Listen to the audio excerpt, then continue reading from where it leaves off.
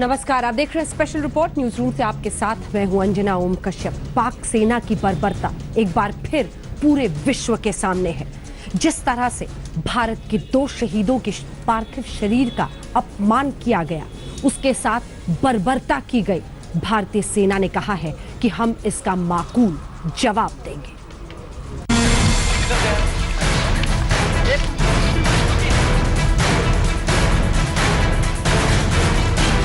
पाकिस्तानी सेना ने एक बार फिर अपनी कायरता दिखाई है, एक बार फिर अपना राक्षसी चेहरा दिखाया है। पाकिस्तान की सेना ने सीमा पर संघर्ष विराम का मखौल उड़ाते हुए जमकर गोलीबारी की। इसके बाद बेशर्मी और क्रूरता की सारी हदें पार कर डाली। पाकिस्तानी सेना ने इस बार हमले के लिए पुंछ जिले के कृष्णा घाटी सेक्टर को अपना निशाना बनाया। सुबह करीब 8:40 पर ही पाकिस्तानी सेना ने पुंछ के मेंढर इलाके में अंधाधुंध गोलीबारी शुरू कर दी थी। पाकिस्तानी सेना ने ऑटोमेटिक हथियारों और रॉकेट लॉन्चर से हमला किया था। संघर्ष विराम के बावजूद पाकिस्तान की गोलीबारी कोई नई घटना नहीं थी। आतंकवादियों को सरहद पार कराने के लिए पाकिस्तानी सेना बरसों से यही हथकंडा अपनाती आ रही है। इस बार भी गोलीबारी हुई तो बीएसएफ और सेना के जवानों की एक टुकड़ी उस इलाके में ये चेक करने के लिए गई कि कहीं फायरिंग के दौरान पाकिस्तानी सेना ने आतंकियों को भारतीय सीमा में भेजने की साजिश तो नहीं रची है। इस दौरान 2 पोस्ट के बीच कुछ सैनिक दूर तक निकल गए। इस बीच वहां घात लगाकर बैठी पाकिस्तान सेना की बॉर्डर एक्शन टीम ने गोलियां बरसा दी। अचानक हुई इस गोलाबारी के चलते भारतीय सेना और बीएसएफ की टुकड़ी को संभलने का मौका नहीं मिला। पाकिस्तानी सेना की बॉर्डर एक्शन टीम भारतीय सीमा में 200 मीटर तक भीतर घुस आई। पाकिस्तान ने भारतीय सेना की टुकड़ी पर अंधाधुंध फायरिंग शुरू कर दी। अचानक हुई गोलीबारी में junior commission officer Paramjit Singh और बीएसएफ के हेड कांस्टेबल प्रेम सागर शहीद हो गए। इसके बाद शहीदों के शव के साथ पाकिस्तानी सेना ने बर्बरता की सारी हदें पार कर दी। पाकिस्तानी सैनिकों ने शहीदों के शव को शत विक्षत कर डाला और उनके अंग काट कर ले गए। आज पुंछ क्षेत्र के कृष्णा घाटी सेक्टर में हमारी सेना के 2 नौजवानों की हत्या की गई और उनकी बॉडी को काट दिया गया, म्यूटिलेट कर दिया गया। ये काम हमारे पड़ोसी देश का है। ऐसी हरकतें तो युद्ध में भी नहीं हुआ करती और निश्चित रूप से शांति में तो कभी नहीं होती। भारत सरकार इसकी घोर निंदा करती है और पूरे देश को हमारी सेना और फौज के ऊपर पूरा भरोसा है कि इसकी जो प्रतिक्रिया उनको करनी पड़ेगी वो करेंगे और जो ये बलिदानी हमारे 2 सिपाहियों की है ये व्यर्थ नहीं जाएगी। पाकिस्तानी सेना की इस कायराना हरकत की खबर जंगल में आग की तरह फैली। जिसने सुना उसका खून खौल उठा। सूत्रों के मुताबिक हमारे सैनिकों ने जमकर गोलीबारी करके इस हमले का जवाब दिया। सेना के नॉर्दर्न कमांड ने बयान जारी कर पाकिस्तान को सबक सिखाने की चेतावनी दी है। सेना ने अपने बयान में कहा, पाकिस्तानी सेना ने एलओसी के कृष्णा घाटी सेक्टर के 2 पोस्ट पर रॉकेट और मोर्टार से गोले दागे। इस हमले में 2 जवान शहीद हुए। पाकिस्तान के बॉर्डर एक्शन टीम ने दोनों शहीदों के शव से बर्बरता की है। सेना इस बर्बरता का माकूल जवाब देगी। पाकिस्तानी सेना की इस बुजदिली से एक बात और साफ हो गई कि पाकिस्तान लातों का भूत है, बातों से नहीं मानेगा। इसकी फितरत बदलने वाली नहीं है। रक्षा विशेषज्ञ भी मानते हैं कि बिना कड़ा सबक सिखाए पाकिस्तान अपनी हरकतों से बाज आने वाला नहीं है। पिछले साल पाकिस्तानी सैनिकों की ऐसी ही करतूतों के बाद सेना ने सर्जिकल स्ट्राइक को अंजाम दिया था। उसके कुछ महीने बाद तक पाकिस्तानी सेना सन्नाटे में थी। एक बार फिर पाकिस्तानी सेना ने बुजदिली दिखाई है। पानी नाक से ऊपर जा चुका है। अब पाकिस्तान को करारा जवाब देने का वक्त आ चुका है। जम्मू में अश्विनी कुमार के साथ जितेंद्र बहादुर सिंह, दिल्ली आज तक। ये बर्बरता पाकिस्तान की आर्मी, उसकी सेना की पहचान बन चुकी है। जी हाँ, यही बर्बरता अब उसकी पूरी कहानी बयां करती है। इससे पहले कैप्टन कालिया हो या फिर लांस नायक हेमराज, उनके पार्थिव शरीर के साथ भी पाकिस्तान की सेना ने यही किया था और एक बार फिर से ये किया है। तब जो आज सत्ता में है, उन्होंने कहा था कि पाकिस्तान को जवाब क्यों नहीं दिया जाता। आज सवाल इस सरकार के सामने है, करारा जवाब दो।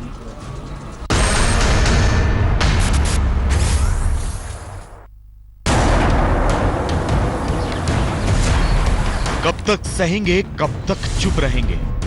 पाकिस्तानी सेना के दुस्साहस को कब तक बर्दाश्त करेंगे? कब तक कोरी धमकियों, कड़ी निंदा से काम चलाएंगे? आखिर पाकिस्तान को कब सबक सिखाएंगे? पुंछ जिले की कृष्णा घाटी में 2 शहीदों के शवों के साथ पाकिस्तानी सेना की बर्बरता पर ये सवाल एक बार फिर पूरे देश के जहन में उठ रहे हैं। केंद्र में बैठी मोदी सरकार पर सवाल उठ रहे हैं। 8 जनवरी 2013 को भी पाकिस्तानी सेना ने कुछ ऐसा ही किया था। पाकिस्तान की बॉर्डर एक्शन टीम और आतंकवादियों ने पुंछ सीमा में दाखिल होकर लांस नायक हेमराज सिंह और सुधाकर सिंह की हत्या कर दी थी। बुज़दिल पाकिस्तानी शहीद हेमराज का सिर अपने साथ लेते गए थे। तब पूरे देश में आक्रोश की आग भर गई थी। उस वक्त केंद्र में मनमोहन सिंह की अगुवाई वाली यूपीए की सरकार थी। विपक्ष में बैठे बीजेपी के नेता तब सरकार को ललकार रहे थे। जब सीमा ललकारती है ना, तब नेताओं की बयानबाजी नहीं होती है, जवानों की उंगली चलती है, ट्रिगर पर उंगली चलती है। अगर ये सिर नहीं आए तो उनके तो 10 सिर आए। सवाल ये है कि हम बिल्कुल प्रतिक्रिया के अलावा बैठे रहें और खेल खिलाते रहें, ये तो नहीं होगा। भारत किसी को छेड़ता नहीं है, लेकिन इस बार संदेश चला गया कि हम किसी को छेड़ेंगे नहीं, लेकिन हमें यदि कोई छेड़ेगा हम उसे छोड़ेंगे भी नहीं।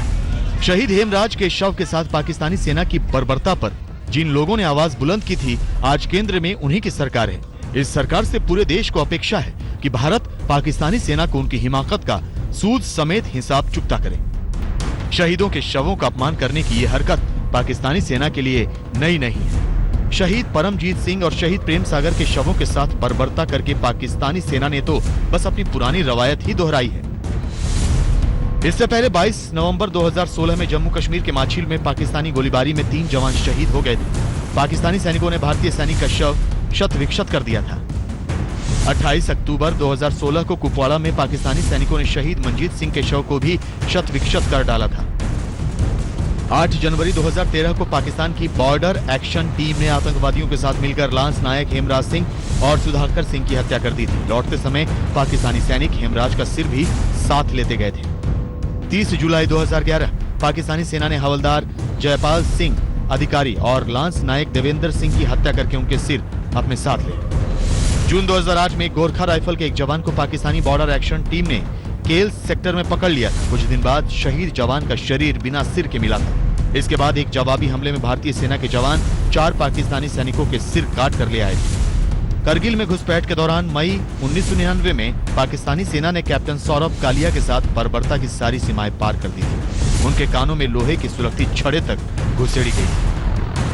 भारत ने जब जब अमन के कबूतर उड़ाए, पाकिस्तानी सेना ने तब तब अमन के कबूतरों को लहूलुहान किया। विश्वास के बदले विश्वासघात मिला। 2 शहीदों के शवों के साथ बर्बरता की ताजा वारदात ने एक बार फिर पाकिस्तानी सेना का घिनौना चेहरा पेश किया है। देश अब उसकी इस हरकत का जवाब देखना चाहता है। आज तक ब्यूरो। स्पेशल रिपोर्ट में न्यूज रूम से एक बार फिर आपका स्वागत है। आपके साथ मैं हूं अंजना ओम कश्यप। योगी सरकार उत्तर प्रदेश में 100 दिन हुए हैं पूरे। योगी आदित्यनाथ ने कहा कि पूरे 100 दिन का रिपोर्ट कार्ड दूंगा जनता के दरबार में। इसके आगे उन्होंने ये भी कहा कि हिंदू मुस्लिम सब मेरे लिए एक समान, विकास की राह पर ले जाना है उत्तर प्रदेश को, और जो भी है सबके सामने है।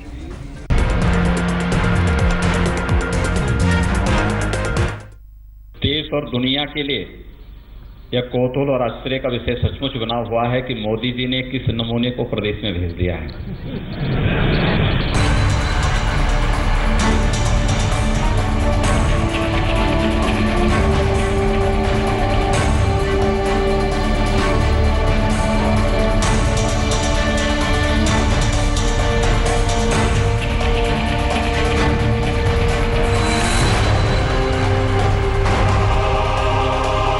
लोग ये मानते थे कि हम लोग प्रदेश में जब सरकार बनाएंगे तो मैं, केशव जी और दिनेश जी सड़कों पर उतर करके पता नहीं क्या करने जा रहे हैं। यूपी में जब से योगी राज आया है, 22 करोड़ यूपी वालों की उम्मीदें और आकांक्षाएं भी बढ़ गई हैं। हर कोई हसरतों और फरियादों की झोली फैलाए योगी के पास पहुंच रहा है। गोरखपुर के गोरक्षकनाथ मंदिर में बने मिनी सीएम ऑफिस की ये तस्वीरें इस बात का सबूत देती हैं। सैकड़ों लोगों की लाइन मुख्यमंत्री के दफ्तर के बाहर लगी है। अपनी दुहाई और दुखड़ों के साथ सीएम योगी से मिलने इतने लोग पहुंचे कि लाइन कई किलोमीटर तक लग गई। 2 कमरे घर बनवाया हूँ। वहाँ का प्रधान सपा का गुंडा आदमी है, मेरा दोनों घर कब्जा कर लिया है, मैं बेदखल हो गया हूँ। इनके पति हैं, इनको बाप को और माता जी को और इनको बहुत मारते हैं और जायदाद के चलते कि ये सोचते हैं मार के हम फेंक दें। जिस दिन मैं अपने पति के घर गई उसी दिन हमारा सारा सामान लूटपाट लिए, सब कहने लगे यहाँ पे दुल्हन आती लुटा जाती है ताकि कुछ भी लेके ना जाए। जब से योगी ने यूपी की कमान संभाली है, जनता का विश्वास योगी ने जीत लिया है और वो सुपर हिट सीएम बन गए हैं। और फरियादियों की ये भीड़ इसलिए भी जायज है क्योंकि योगी बार बार यही कहते हैं, ये सरकार जनता की सरकार है। सरकार बनाई, हम लोग माध्यम हो सकते हैं, लेकिन आप भी सरकार के पार्ट। ये योगी का कमिटमेंट ही है कि यूपी में जो योगी कह रहे हैं वही हो रहा है, फिर चाहे वो एंटी रोमियो दल का गठन हो या फिर अवैध बूचड़खाने हो या फिर गुंडा राज का खात्मा। बालिकाएं सुरक्षित हो पाएंगे। और सज्जनों, हम लोगों ने इस बात को पहले ही दिन इस बात को लागू किया कि एंटी रोमियो स्क्वाड पूरे प्रदेश के अंदर कार्य प्रारंभ करे। छोरे चाकू सब गायब हो चुके होंगे, आपने देखा होगा, स्वतः सब बंद होता गया। अवैध बूचड़खाने प्रदेश के अंदर लगभग बंद हो चुके हैं। जो बचे हैं उनको भी हम कुछ दिनों के बाद धीरे धीरे करके ठिकाना लगाने का कार्य करेंगे। गुंडा राज समाप्त होना चाहिए। उस गुंडा राज को समाप्त करने के लिए सरकार युद्ध स्तर पर कार्य कर रही है और आपको सार्थक परिणाम बहुत शीघ्र दिखाई देंगे। जनता अपनी झोली फैलाए ऐसे ही योगी के दरबार तक नहीं पहुंच रही। यूपी में ये कहने वाले भी योगी हैं कि वो सत्ता का सुख भोगने नहीं बल्कि काम करने आए हैं। हम यहाँ बैठने के लिए नहीं आए हैं। सत्ता हमारे लिए मौज मस्ती का अड्डा नहीं है, ये हमारे लिए एक साधना है। आप तस्वीरें देख सकते हैं कि कैसे सीएम योगी बारी बारी जनता से मिल रहे हैं। जनता अपनी फरियादों की पर्चियां लेकर पहुंच रही है। आप देख सकते हैं लोगों के पास अपनी अपनी शिकायतों की एप्लीकेशन है। हिंदू हो या मुसलमान, योगी के जनता दरबार में सब है समान। बोलने पर सब घर के बगल में पीते हैं, बोलने पर और दुपट्टा खिंचाता है, मारते पीटते हैं, घर में से निकलना दुश्वार हो गया है। 16 साल हुआ उसके पास रहे, धोखा होते हुए भी उसके साथ जीवन व्यतीत किए हैं, लेकिन वो बिना तलाक का शादी भी कर लिया है। मेरे पापा जी जमीन लिखवाए नंद की संस्था से, जब जमीन लिखवाए तो गए हम लोग मड़ई डालने गए तो लेके कट्टा आया, चैन लेके आया, मारा, मेरे पापा मेरे को मारने आया। गोरखपुर में आलम यह था कि तड़के ही लोग सीएम दफ्तर पहुंच गए और इंतजार करने लगे कि सुबह 4 बजे जैसे ही योगी जगेंगे वो उन्हें अपना दुखड़ा सुनाएंगे और योगी जी से न्याय की अपील करेंगे। योगी के पास आम जनता ही नहीं बल्कि विरोधी भी पहुंच रहे हैं। जी हाँ, ये गायत्री प्रजापति का परिवार है। वो गायत्री प्रजापति जो अखिलेश सरकार में मंत्री भी थे और विधायक भी, लेकिन अब रेप के केस में जेल काट रहे हैं। अपनी फरियाद लेकर प्रजापति की दोनों बेटियां और पत्नी सीएम योगी से मिलने पहुंची। अंदर गए थे, हमने कोशिश की मिलने की, पर वो आए नहीं। आज जनता दरबार में मेरे पति निर्दोष है, फर्जी फंसाया गया, मुलाकात नहीं हुई, गया एप्लीकेशन दिया गया है, कहे हमारे पापा को गैंगस्टर साबित करने में सब तुले हुए हैं, फर्जी केस में फंसा रहे हैं। प्रजापति के परिवार की मुलाकात तो मुख्यमंत्री आदित्यनाथ से न हो सकी, लेकिन फरियादी परिवार ने ये जरूर कहा कि वो योगी जी को सब कुछ सच बताना चाहते हैं। उनके पिता निर्दोष हैं और उनके पास उसके दस्तावेज भी हैं। हम आपको बता दें कि एक महिला ने गायत्री पर गैंग रेप का आरोप लगाया था। महिला ने गायत्री प्रजापति पर उसकी बेटी से भी रेप की कोशिश का आरोप लगाया। इस मामले में 15 मार्च को सुप्रीम कोर्ट के ऑर्डर के बाद गायत्री प्रजापति को अरेस्ट कर लिया गया था। अब प्रजापति की बेटियां योगी जी से गुहार लगा रही हैं कि उनके पिता बेकसूर हैं। गोरखपुर से शिव पूजन झा के साथ आज तक ब्यूरो। योगी आदित्यनाथ ने एक चेतावनी भी दी। आज साफ साफ कहा कि ये जो फर्जी केसरियावाद चलाने वाले हैं, ऐसे गुंडों की नहीं चलेगी। कोई भी ऐसा शख्स जो विकास की राह में भगवा रोड़ा, जी हाँ, भगवे रंग का रोड़ा अटकाने की कोशिश करेगा, उस पर कड़ी से कड़ी कार्रवाई की जाएगी, साफ कहा योगी आदित्यनाथ।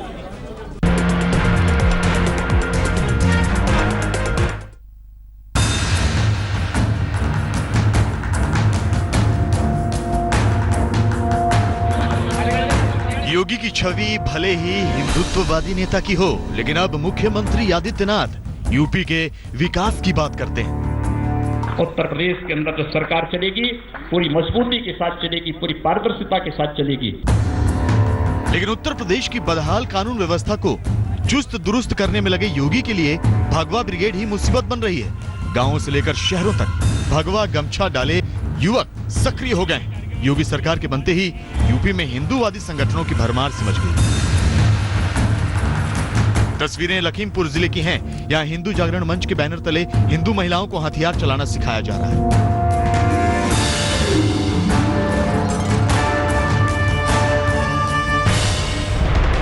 और योगी को यूपी कमान संभालते ही भगवा ब्रिगेड के कारनामों पर सवालों का सामना करना पड़ रहा है। जाहिर है कि आए दिन जिस तरह से भगवा ब्रिगेड सुर्खियों में है, उसे देखते हुए योगी को केसरिया का फायदा उठाने वालों को चेतावनी भी देनी पड़ी। बहुत सारे ऐसे लोग जो गमछे का दुरुपयोग कर रहे थे, उनको चिन्हित करने के लिए और संगठन के लोगों को भी दिया गया कि किसी अधिकारियों के साथ में अभद्रता न करें, शालीनता के साथ में पेश आएं।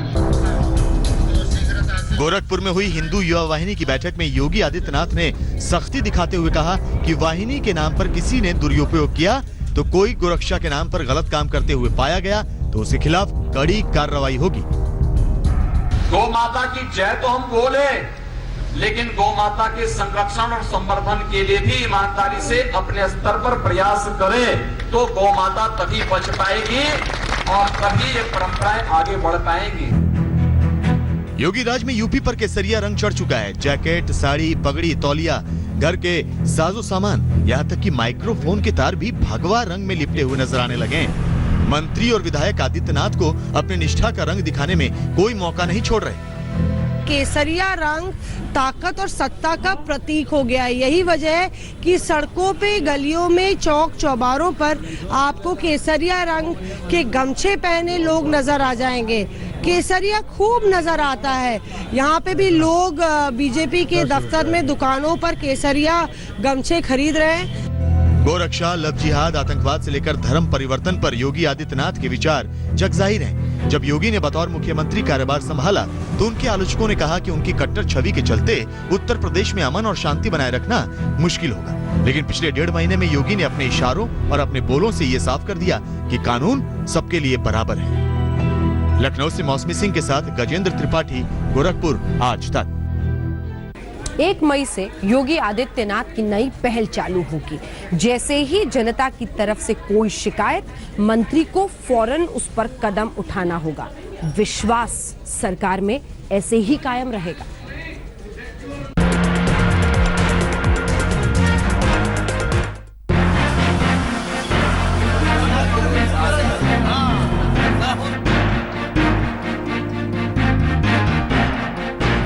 लोगों का तांता लगा है। भीड़ बेकाबू हुई जा रही है। हर किसी को इस कमरे के अंदर जाने की जल्दी है। अंदर उत्तर प्रदेश सरकार के मंत्री सूर्य प्रताप शाही की मौजूदगी में फाइलें जांची जा रही हैं। स्टाफ हर कागज खंगालने में मशरूफ है। आखिर क्या हो रहा है यहाँ? इतनी भीड़ क्यों लगी है? लोगों की ये कतार भाजपा दफ्तर में लगी है। जी हाँ, लखनऊ के भाजपा दफ्तर में जन सुनवाई हो रही है। जिस तरह से योगी आदित्यनाथ की सरकार और पार्टी की समन्वय बैठक में तय किया गया था कि हर मंत्री पार्टी दफ्तर में बैठेगा, तो आप देख सकते हैं कि प्रतिदिन मंत्री के बैठने का सिलसिला शुरू हो गया है। जी हाँ, ये योगी सरकार की एक और नई पहल है। परेशानियों की मारी यूपी की जनता को राहत पहुंचाने की एक कोशिश है। 22 करोड़ लोगों के लिए योगी सरकार की एक नई व्यवस्था है, जिसके अंतर्गत लखनऊ स्थित बीजेपी कार्यालय में हर कार्य दिवस को एक मंत्री जन सुनवाई के लिए मौजूद रहेगा। महीने के 30 दिन मंत्री जनता दरबार में आएंगे, लोगों की बात सुनेंगे और संबंधित विभाग को कागजात भेजेंगे। संबंधित विभाग कागजात की जांच कराएगा और कार्रवाई होगी। ये व्यवस्था स्थायी रहेगी, यानी जब तक सूबे में बीजेपी की सरकार रहेगी। 1 मई से शुरू हुई इस व्यवस्था का आगाज किया उत्तर प्रदेश सरकार के कृषि मंत्री सूर्य प्रताप शाही ने। शाही बीजेपी कार्यालय पहुंचे, लोगों से मिलना और उनकी बातें सुननी शुरू की। कोई मंत्री महोदय से सिर्फ मिलने की गरज से आया था तो ज्यादातर अपनी परेशानियों की गठरी साथ लाए थे। फरियादियों की तादाद ज्यादा थी। सर, मेरी सिया थाने से बारह जिला से आई हैं। हमारे साथ ने एक किया, थाने में FIR किया। थाने में थाने में FIR किया, कोई सुनवाई नहीं है। मैं 2 बार DIG साहब के दिया, 2 बार कप्तान साहब के दिया, फिर भी वो थाने में रुपया मांग रही थी। 20,000 रुपया दे तो मैं आपके मुकदमा दर्ज करेंगे, बीच में नहीं करेंगे। ये तो 50,000 रुपया ले लो, ये केस खत्म कर दो। इस जनता दरबार के पहले दिन लोगों की फरियाद सुनने वाले यूपी के कृषि मंत्री सूर्य प्रताप शाही को पूरा यकीन है कि इस नई पहल से न सिर्फ यूपी के लोगों को फायदा पहुंचेगा, बल्कि उनकी समस्याओं का जल्द निपटारा भी होगा। उत्तर प्रदेश 22 करोड़ से ऊपर की आबादी का है, तो उनकी समस्याएं इन 15 सालों में बहुत जटिल हुई हैं और उनको वहां से समाधान कम हो पाया है। इसलिए वो आते हैं और इस अपेक्षा के साथ आते हैं कि हमारा समाधान किया जाए। हम पूरा यह प्रयत्न करेंगे कि उनकी समस्याओं का ठीक प्रकार से समाधान हो। योगी सरकार की जनता की दिक्कतों को दूर करने की ये नई पहल वाकई काबिले तारीफ है, मगर इस नई व्यवस्था में लोगों को पहले दिन थोड़ी परेशानी हुई और संशय इस बात की कि कहीं उनकी दरखास्त रद्दी न बन जाए। जो हम एप्लीकेशन दे रहे हैं उसकी कंप्यूटराइज एंट्री होनी चाहिए, नाम पता और साथ में विषय, तब तो उसका हम लोग समझते हैं जो भी आएगा संतुष्ट होगा, भाई एंट्री हो गई। अब ऐसे एप्लीकेशन दे गए, हो गया तो हो गया, नहीं हो गया तो फिर हम कैसे लोकेट करेंगे। किसी चीज की सुनवाई नहीं हो रही है, यहाँ पर माइक लगाओ, इसका कोई मतलब नहीं है, कोई भी मतलब नहीं है। चाहे जितनी एप्लीकेशन ये कागज की रद्दी बन जाएंगी, हो सकता है इससे और कुछ काम बढ़ जाए, रद्दी के अलावा और कुछ भी नहीं है। जनता का सरकारों से उठ चुका भरोसा दोबारा कायम करना योगी सरकार के लिए बड़ी चुनौती है, लेकिन इस तरह की नई व्यवस्थाएं जनता से सीधे जुड़ने की कवायद से सहूलियत भी होगी और यूपी के लोगों का शायद भरोसा भी जल्द लौटेगा। लखनऊ से मौसमी सिंह के साथ आज तक ब्यूरो। भारतीय जनता पार्टी के एक सांसद पर परेशानी के बादल आ गए हैं। फंस गए साहब हनी ट्रैप में। ये महिला आखिर 5 करोड़ रुपए क्यों मांग रही थी, देखिए ये रिपोर्ट।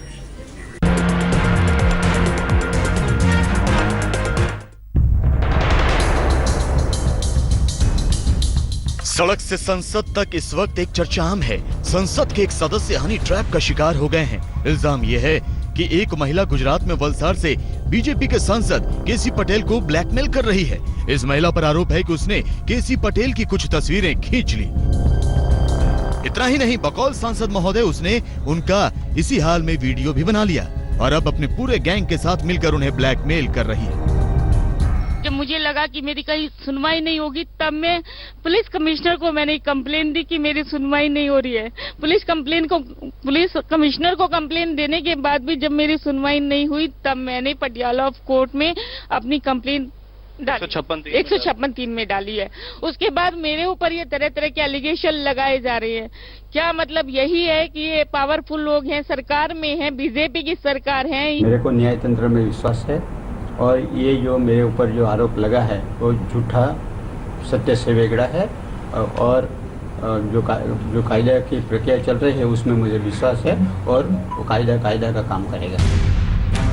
दिल्ली पुलिस में सांसद ने शिकायत दर्ज कराई है कि महिला ने जाल बिछाकर उन्हें फंसाया है। सांसद के मुताबिक महिला ने उसे गाजियाबाद अपने घर पर बुलाया और फिर धोखे से नशीली कोल्ड ड्रिंक पिलाकर आपत्तिजनक तस्वीरें उतार ली। ब्लैकमेल कर 5 करोड़ रुपए मांगने लगी। रुपए नहीं देने पर महिला ने ये तस्वीरें सार्वजनिक करने की धमकी भी दी।